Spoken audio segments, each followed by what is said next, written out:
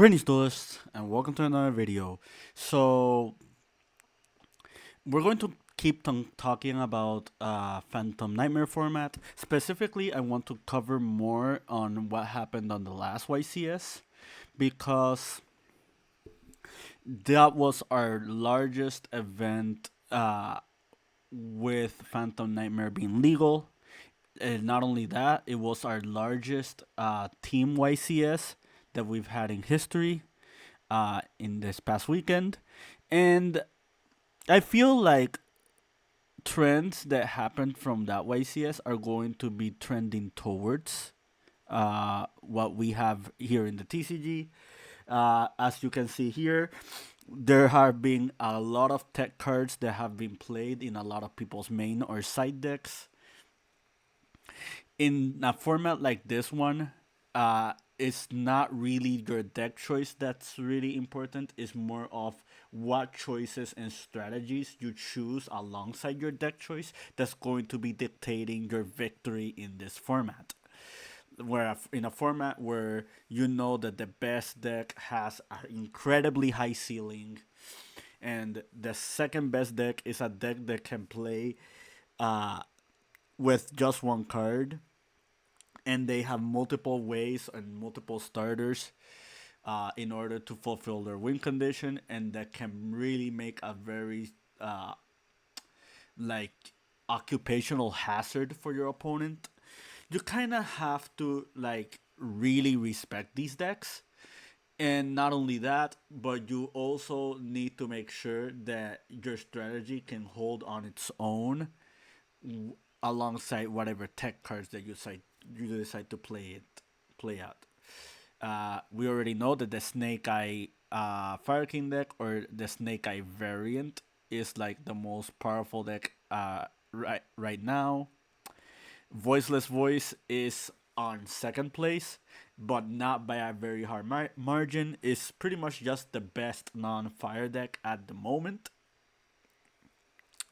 Uh, and not only did these decks are performing very well, but we saw that Purely and Flunderies and Rescuers all topped the last YCS as well, meaning that those are all respectable archetypes that can hold on their own this format as long as they know what they're doing.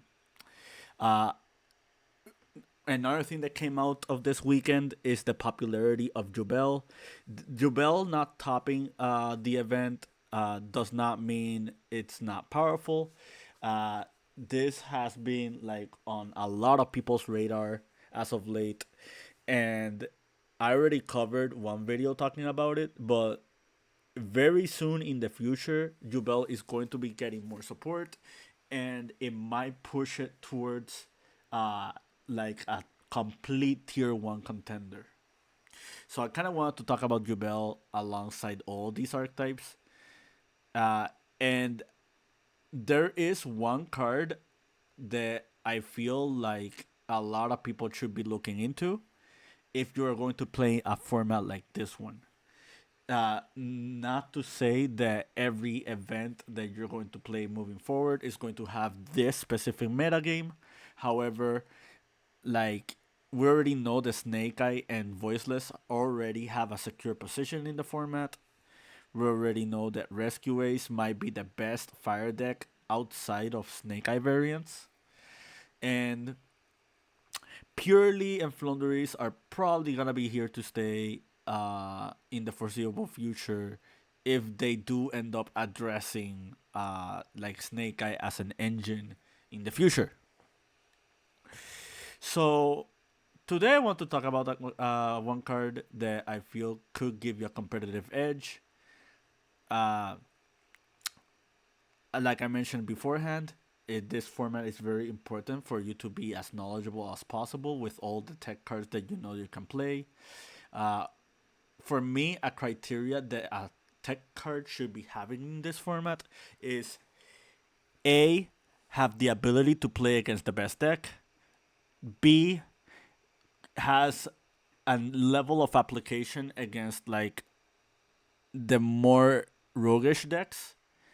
And C, uh, is not really a dead card. uh, but more as a card that can be useful almost in every scenario, whether you are maining or siding it in like your current environment. And I feel like a lot of these cards that are in here in like in this pile fulfill that condition.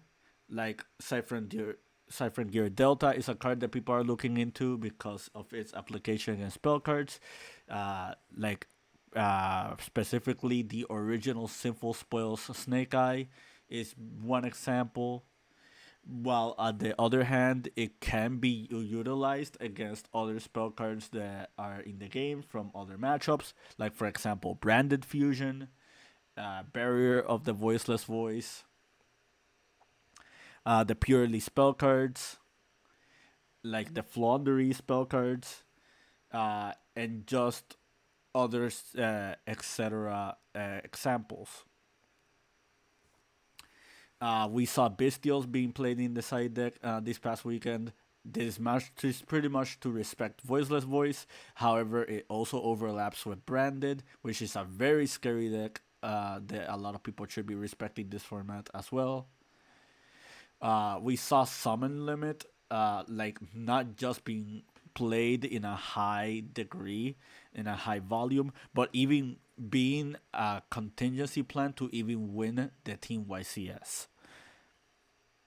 We also saw board breaker. I mean, like spell and trap removal, such as Twin Twisters and Typhoon.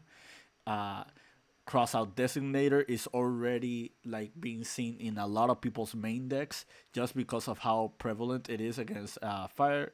But at the same time, we're in a hand trap heavy format or in a utility heavy format, meaning that against those utility cards, this card is just very, very strong against all of those.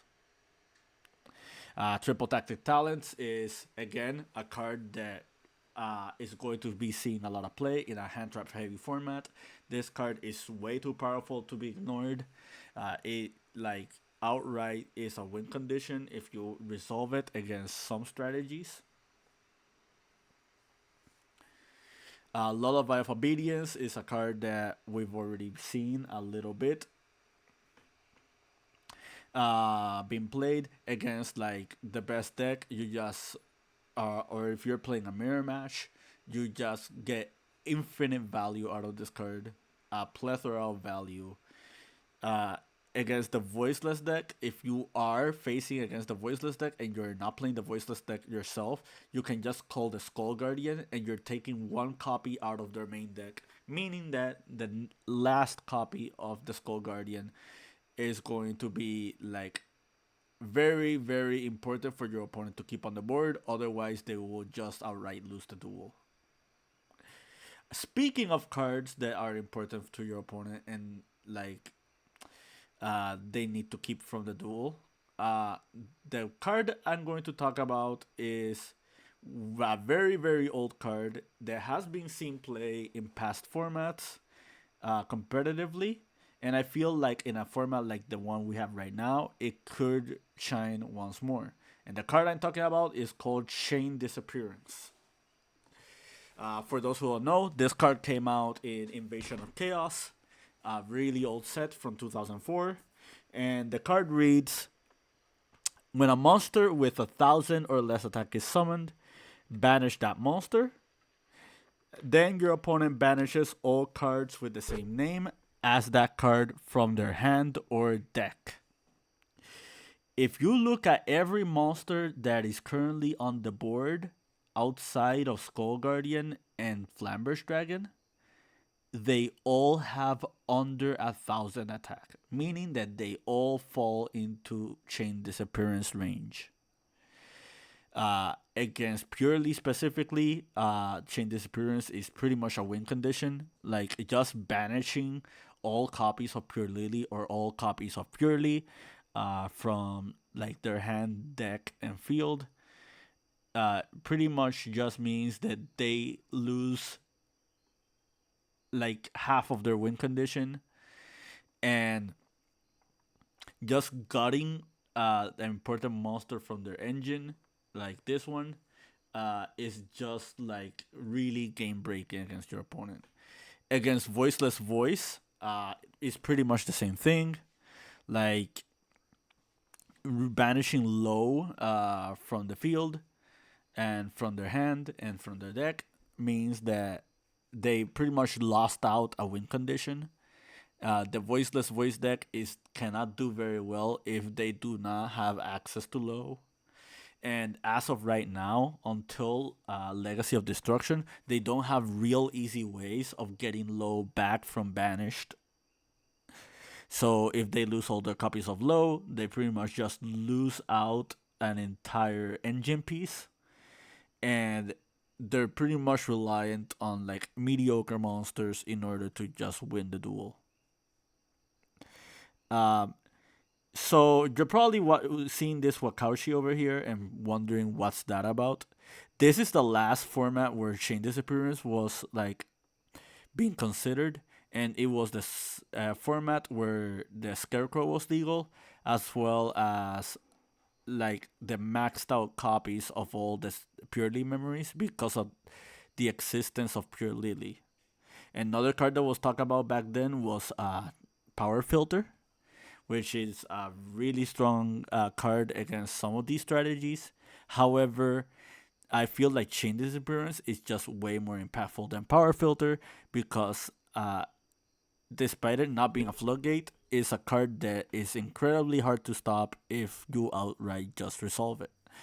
Uh, Spell and trap removal is being played more now than ever. However, people are very careful with their spell and trap removal, and they don't just blind pop your set cards, meaning that they will just fall victim to Chain Disappearance if they outright like play into it.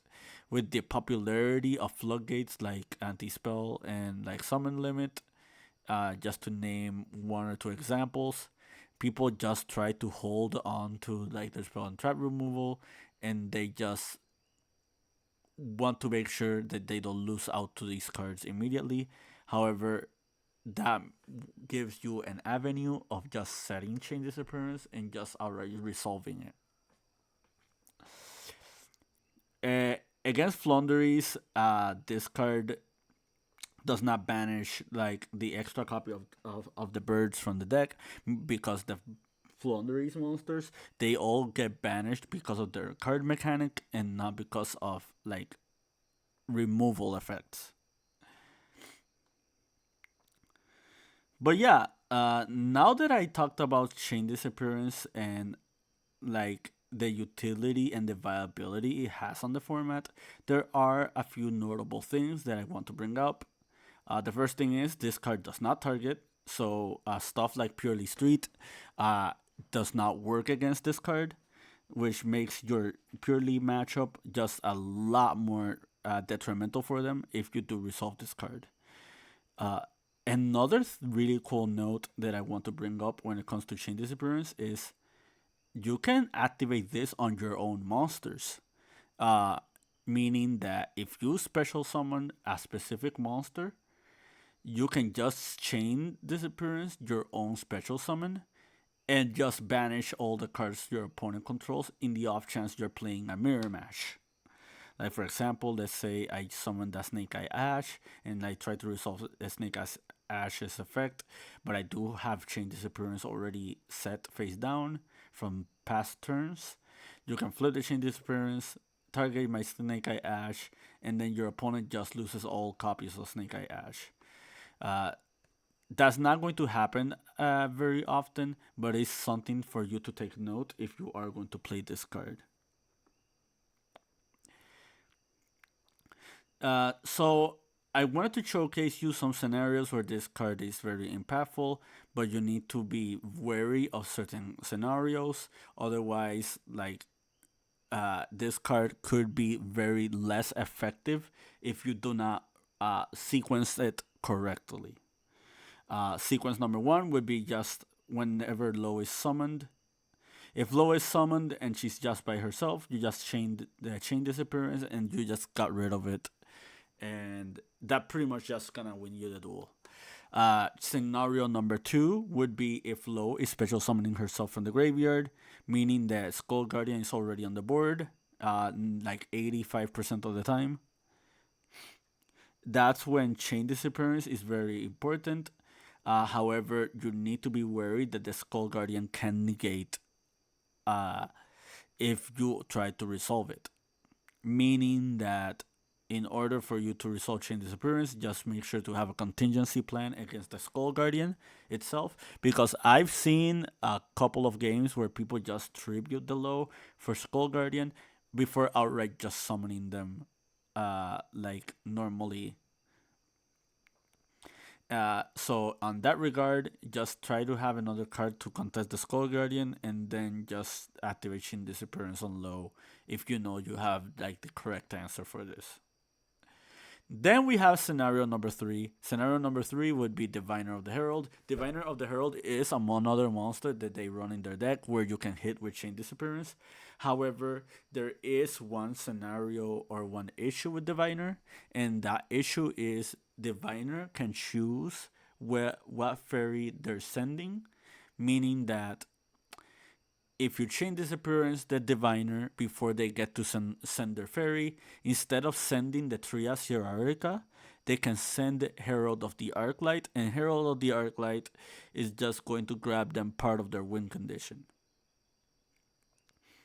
Uh, so in order to circumvent that or just have the most value, uh, just let Diviner resolve. As soon as Diviner resolves, the Trias is in rotation. Whenever they tribute the Diviner, and with Diviner's effect they summon low from the deck, you can outright just Chain Disappearance, and we're back to scenario number one. The main difference would be that here Trias is on the board, but at that point, your opponent is not going to just win the game with just Trias or with just using it as tribute fodder for like the other effects. So now let's go to scenario number two, and this is against like fire decks in general. So there's the scenario of Rescue Ace where you can just banish the Rescue Ace Hydrant. However, something to be important is that they do run Rescue Ace Preventer, and Rescue Ace Preventer can grab the Hydrant back from banished and just outright special summon it back onto the field. So this deck is not as detrimented by Chain Disappearance as other strategies. However, if you do find a way to play around like Preventer or making sure your opponent does not get to it, or outright just resolving it, then you should be fine by banishing the Hydrants. Then we have scenario number two, which is the Fire King variant, or just having Fire King as an engine. Chain Disappearance does not target, however, it does try to banish whatever monster their opponent summons, meaning that if they use High King Avatar like Kirin, they can outright just pop whatever monster you're trying to like respond with Chain Disappearance, and they lose out on the monster, meaning that you don't get the effect to banish their extra copies. Now we go to scenario number three, and this is Snake Eyes. You can Chain Disappearance to either Ash or Poplar. However, there is one really big disclaimer here, and the big disclaimer is Snake Eye Oak. Snake Eye Oak can special summon a monster from Banished, meaning that banishing Snake Eye Ash, is not ideal unless you actually have a specific answer for Snake Eye Oak. If Snake Eye Oak is not really an issue for you and you already have the reliable answer for that, then Chain Disappearance to either Poplar or Ash, well, specifically Ash more than Poplar, would be very, very beneficial. But yeah, I guess we can just mention Jubel. Like Chain Disappearance on Jubel, or Spirit of Jubel, or any of its variants, could actually help you. However, you need to be very extra careful because they do have an in-theme trap card that can special summon Yubel from Banished. And in the future, they're going to receive Nightmare Throne, which is a card that just siphons more of the Jubels if they are removed from the game and not just outright being destroyed. But yeah, I feel like Chain Disappearance is a really strong card in this current format. If you know what you're doing and you have like any strategy rather that can just play this card, you should just really just give it a chance. Uh, because even against the more roguish decks like Flu and Purely, this card is also strong. And just having a card that can overlap with the format while also it being like an outright win condition against like low or against like Purely, just to name a few themes, while also being very impactful for stuff like the Fire King Ponyx or Snake Eye Ash. Uh, it can also be like quite a thing. Against newish players playing Diviner, they probably don't know that you can choose to send from deck or the extra deck, meaning that if they do not choose to like send the herald, then you're taking a good portion of their engine, and they're losing their access to low like instantly. But yeah, that's it from me. I hope you found this video informative and to your liking and understanding. Uh, More Phantom Nightmare content coming soon. Keep practicing and keep doing.